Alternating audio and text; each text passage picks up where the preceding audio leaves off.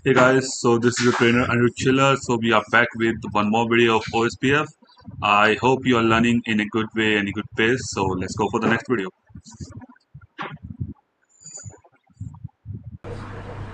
You people have understood the difference in between NSSA and totally NSSA. Fine. Apart from that, still we have to discuss about all these things a lot. Like in type 7 LSAs, you are already having a forwarding address, right? Even you can check it out on R8 itself.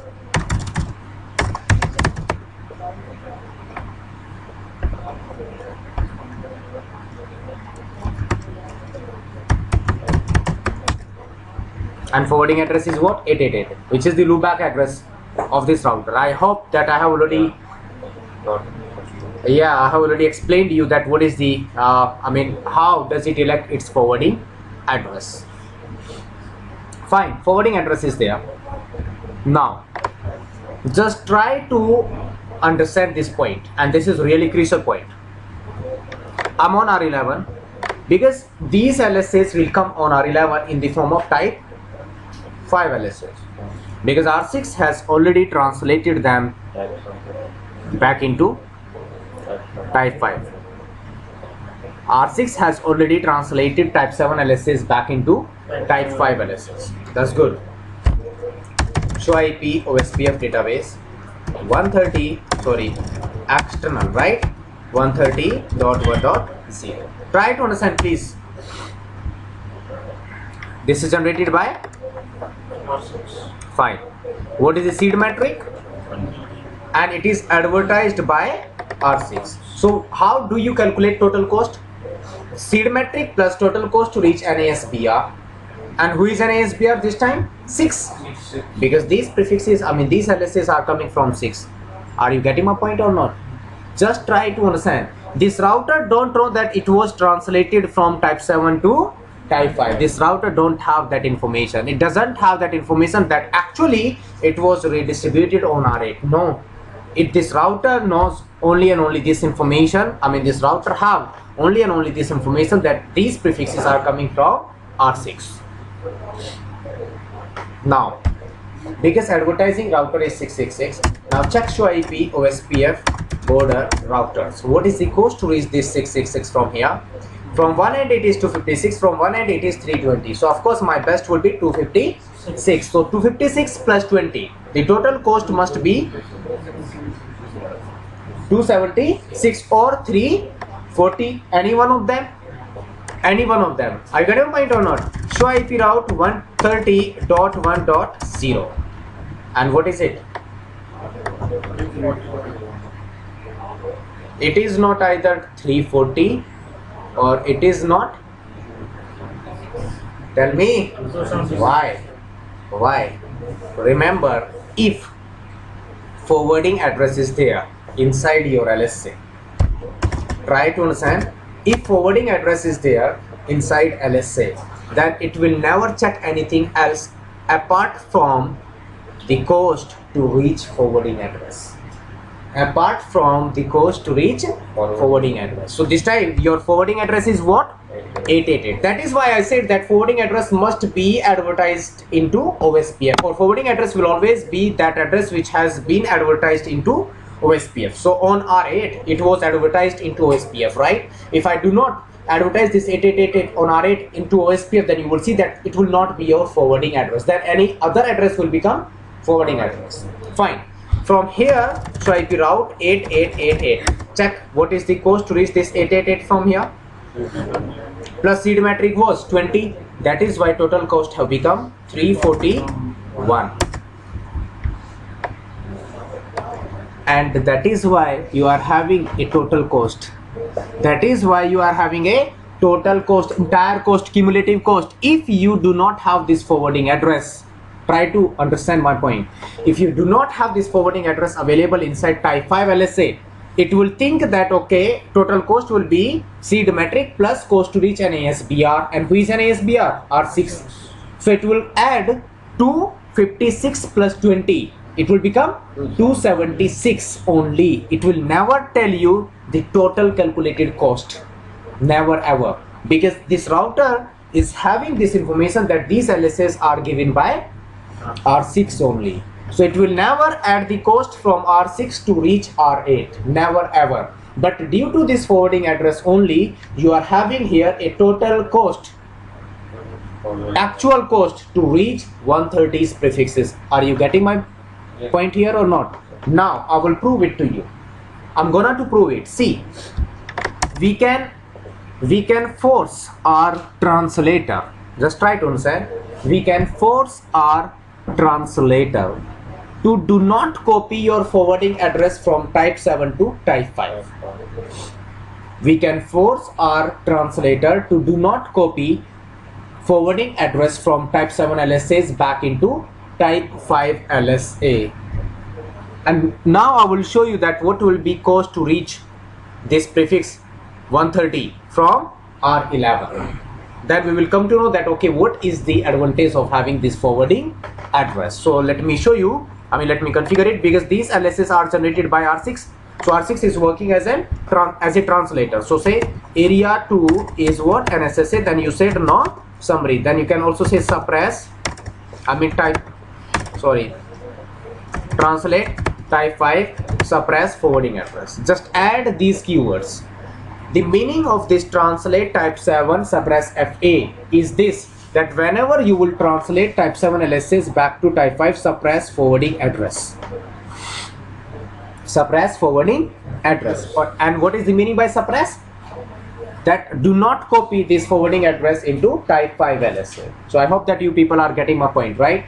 So once you will configure this command here on R6, however, it will also be a good idea to configure the same command on R5, because in case if R6 goes down, then R5 will start to translate type 7 LSAs back into type 5, and at that moment R5 will again start to add forwarding address inside type 5 LSAs as well, right?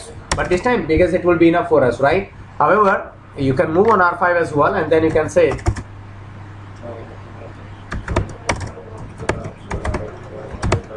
that's it. Then move on R11 now. See, I'm again on R11. Show IP OSPF database 130.1.0. Is there any forwarding address?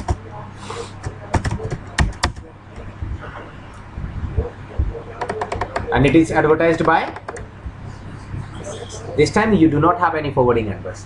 And because you do not have your forwarding address, try to understand, because you do not have this forwarding address. So if you say show IP route 130.1.0, see what is the cost?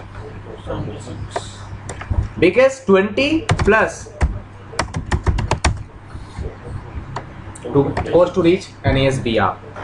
So I hope that now you have understood the actual uses of this forwarding address. Due to this forwarding address only, you will calculate the entire cost, or you will be having a total cost. The actual cost. This is not actual cost, because this cost is just to reach up to R6. It is not adding the cost to reach from R6 to R8. But if you are using forwarding address, then definitely it will show you entire cost, total cost. But remember, if you are using forwarding address, it means that it will not add the cost to reach an ASBR. It will simply add the cost to reach that forwarding address only. So now let's move back again on R5 and remove this command. Say area to an SSA, no summary.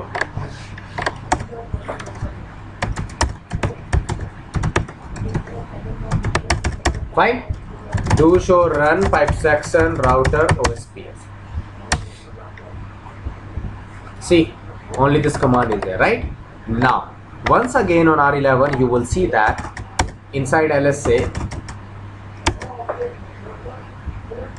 and inside route now, the total cost will be, it have become, tell me, again this is total cost.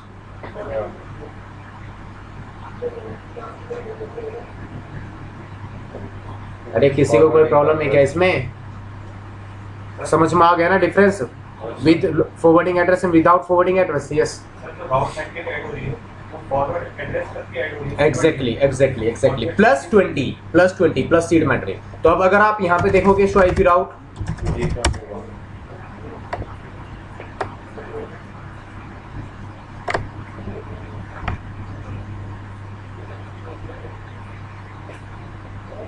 Fine. So this is the advantage of having forwarding address, so that you can have it actual information. But along with that of course forwarding address is giving you actual metric, is providing you actual metric. Along with that, there is a small problem, not a small problem, there can be a big problem. Like if you are receiving any LSA, whether it is type 5 or type 7 with forwarding address, and of course either type 5 or type 7 LSA can come with forwarding address. Summary LSAs cannot come with forwarding address. There is no field for forwarding address inside summary LSA or router LSA. The field of forwarding address is available in type 5 LSA or type 7 LSA only.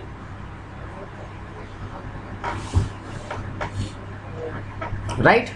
Now the rule is that if you are having forwarding address available inside the LSA, whether it is type 5 or type 7, then your router first of all will look at its forwarding address only.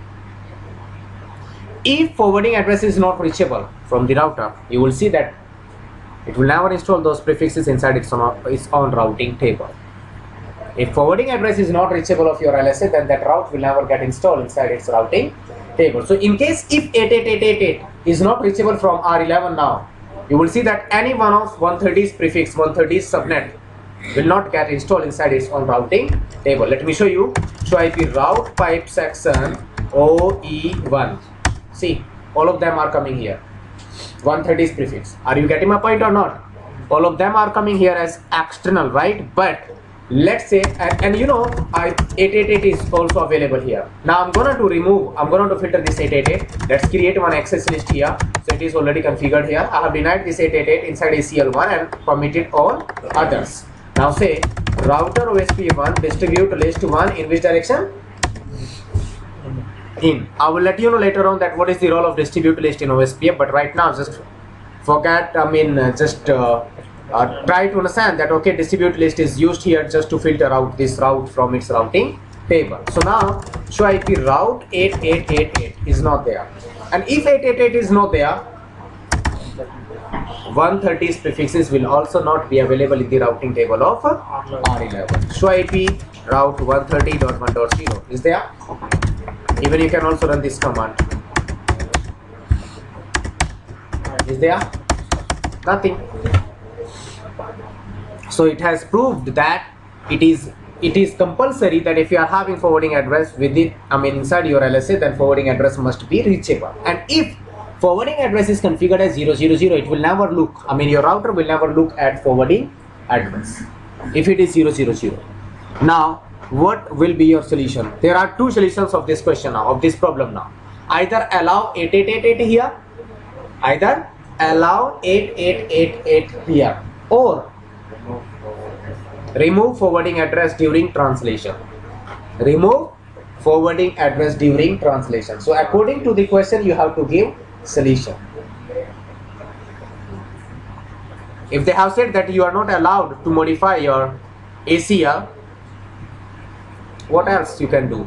You have to suppress your forwarding address only on ABR, on translator. And if they have said that okay, you are not allowed to do any configuration on R6 and R5, then of course you have to modify your ACL on R11 itself, so that you can have all those prefixes available inside its routing table. So according to the question, you have to give answer. So now I'm moving on R6, and on R6 I will suppress it. Again I will say area 2, no summary, and type translate, type 7, suppress F8. Once you will configure this command, now you move on R11 and you see all 130's prefixes are there. However, still you do not have that 888 here. But this time you can see show IP OSPF database. There is no forwarding address. Once again, if you move back again on R6 and if you configure this command, you will see again these all routes will be filtered out from the routing table of R11. See, nothing. Now you do one thing, allow 888. Router OSPF1 distribute list 1 in just. So now once again you will start to see 888 here. And now you can also run this command. See, so this is the rule for forwarding address.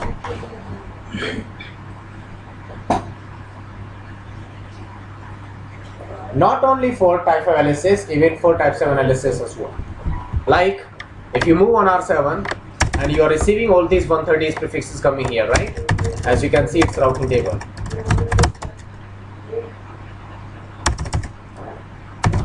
So IP route 130.1.0.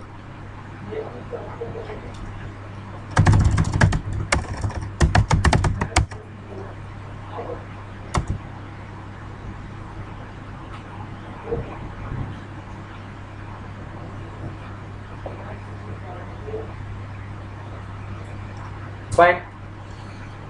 Now,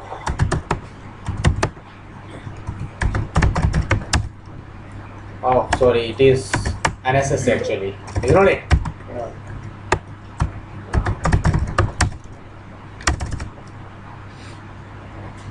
So in case if you filter this 8888 from here as well, you will see that all 130 prefixes will be filtered on. Access list 1 deny.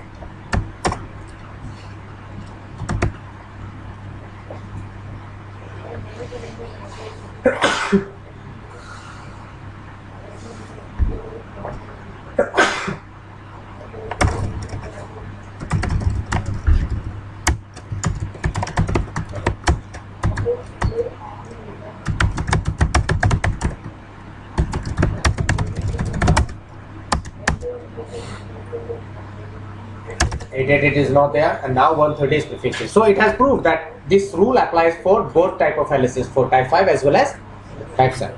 This time because it was, they were coming in form of type 7 LSS. Although it will still keep those LSS inside its own database table.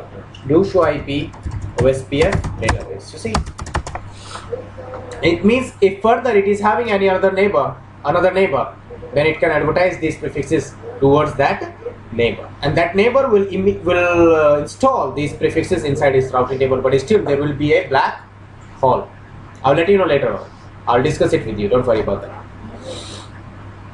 Hello. So you people have understood it or not? That what is the role of forwarding address and what type of problems can occur in your network due to forwarding address. So once again, I'm gonna to remove this distributor list from here, and again I will show you to show IP route here, and you will see that again all of them are available.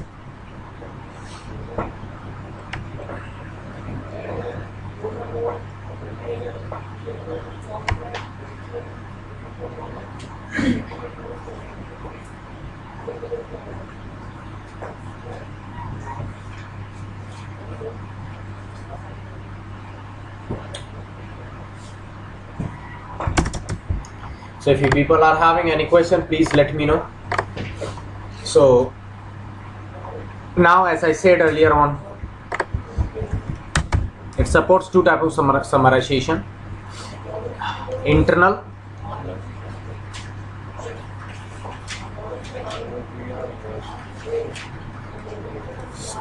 and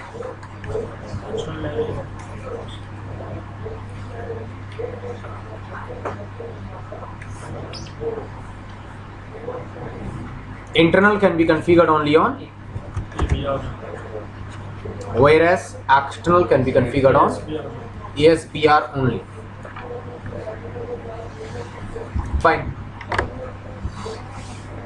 First of all, let's configure internal summarization. So let's do one thing. Let's create some loopbacks on R9 in range of 90.1.0/24 to 90.1.7.0/24. 7 loopbacks on R9.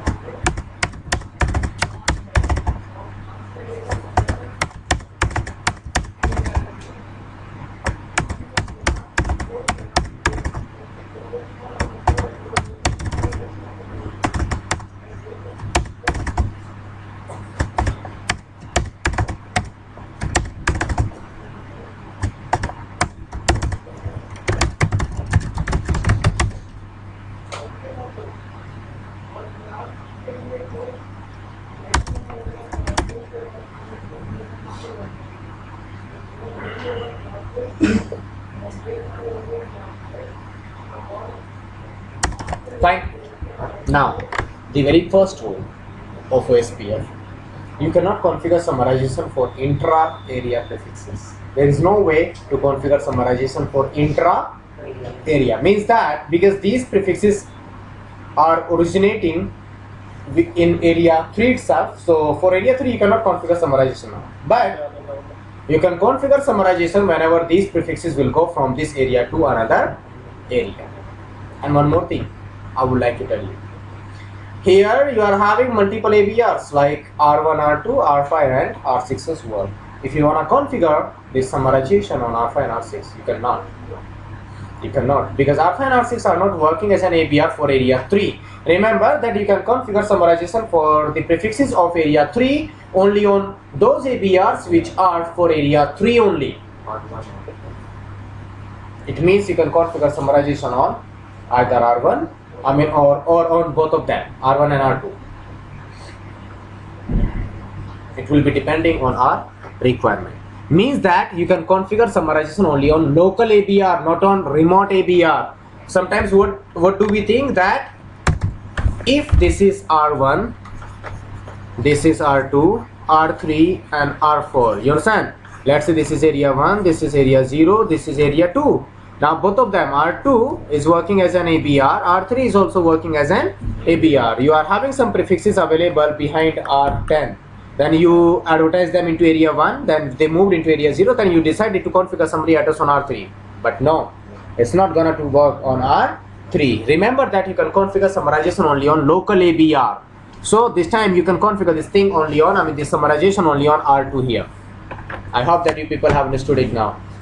So now if we move on R3, you can see that on R3 show IP route 90.1.1.0, it's sorry because loop back, so it will come on /32 itself. So 90.1.1, its best path is via R1 and it is coming as inter area because they are coming from area 3.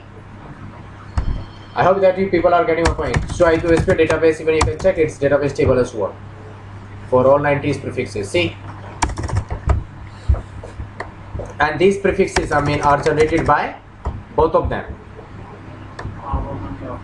R1 and R2, because both of them are working as an ABR. So both of them have broken router LSS back into summary LSS for area 1. Even you can check it out. So IP OSPF database summary 90.1.1. See,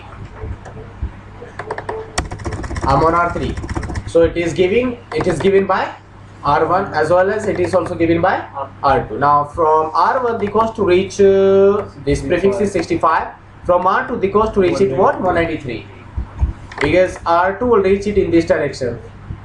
From R2 64 64 64 plus 1 93, whereas from R1 it is 65 64 plus 1, because the default cost of loopback interface is 1.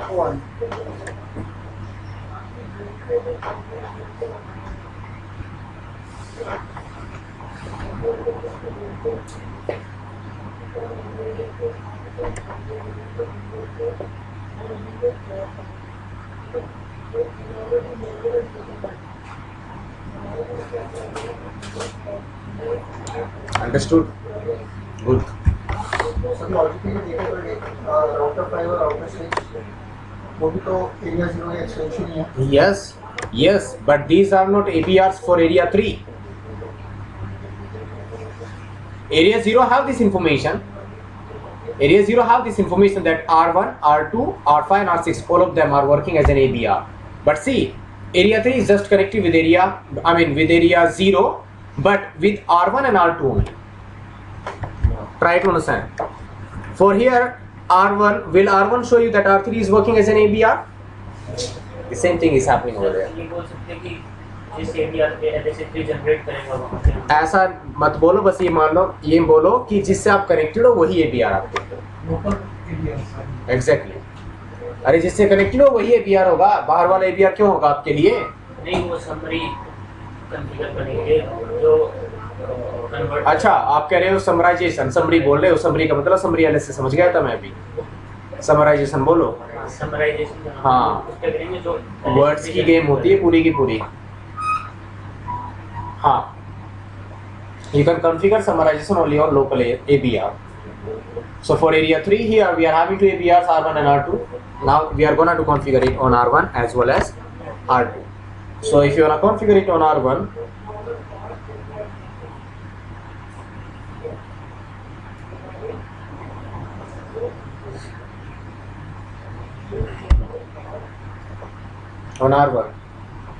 say area 3 range is what?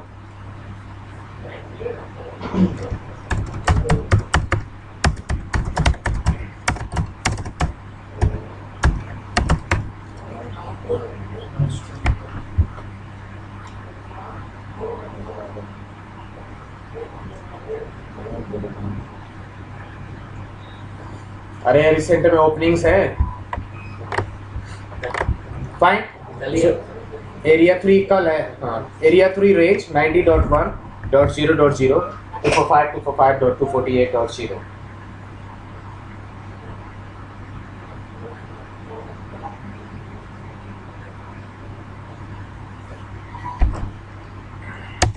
Fine.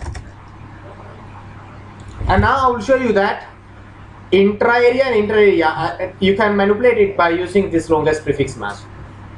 This time you will see that from R3 whenever you will reach 90 prefix, it will go by R2, R10, R11 and then R9. Because I configured this summarization only on R1. So you move on R3 now. Show OSPF database. Let me show you the database table first of all. So see, this summary address is coming from R1. However, it is also given by R2 as well, because R1 is giving it to R2 and then R2 is injecting it back into area 1, because R1 and R2 are also interconnected with area 0. Hello? Yes. Area 0 is also running there. So you configure summarization on R1. R1 is giving that summary address to R2 and then R2 is further injecting it back into area 1. So now on R3 you can see that individually prefixes are coming from R2 only. So now in routing table it will be having both of them, individual as well as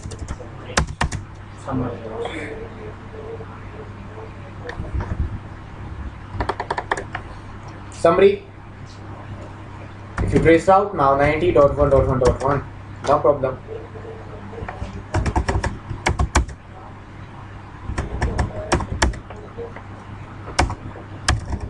Is there? So of course longest prefix match will always take place. Yeah. So now let's do one thing, let's move on R2 as well, and on R2 also let's configure area 3 range.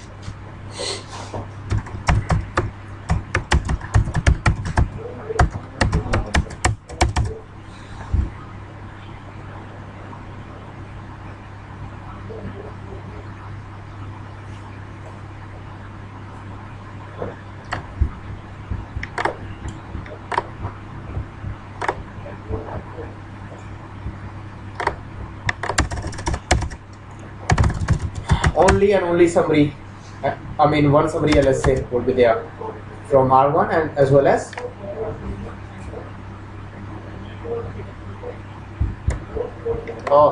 yes, I mean it will also get removed, this 90.1.7.1 as well, but it's taking some time, don't worry about that.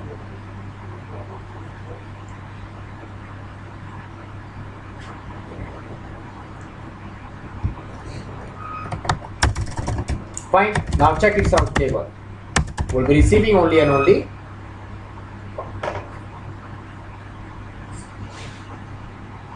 tell me,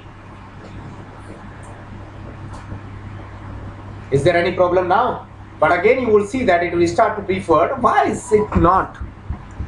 R5 के through to R. Okay, sometime it happens, so if it is there, I mean it is available inside your database table for long time, do one thing, just clear your OSP process. It can happen sometime. See, it is coming by R5 because R5 was having these LSAs with the DNA bit I mean, forget about DNA bit, but the thing is, like R5 and R6, they were also having entire database of area.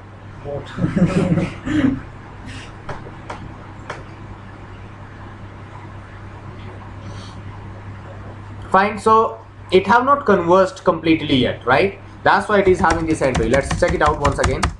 And if it does not remove it from its routing table, then we have to do one thing. I mean, still it is having it, still it is keeping it inside its routing table. So do one thing, say clear IP OSPF process.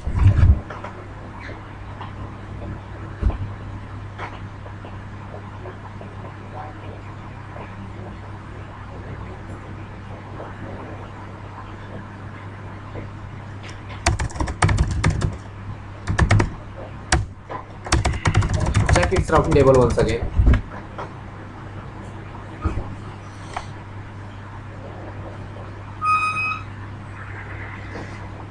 Is there? Is it available now? So now you can do one thing, trace route 90.1C, it will go via R1 only. So like I have taught you, see here I used summarization for two things now. One, first of all, I used summarization just to manipulate your path selection.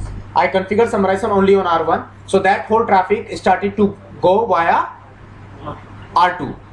And then I also configured the summarization on R2 as well. Finally, I have used the summarization just to reduce your total number of prefixes.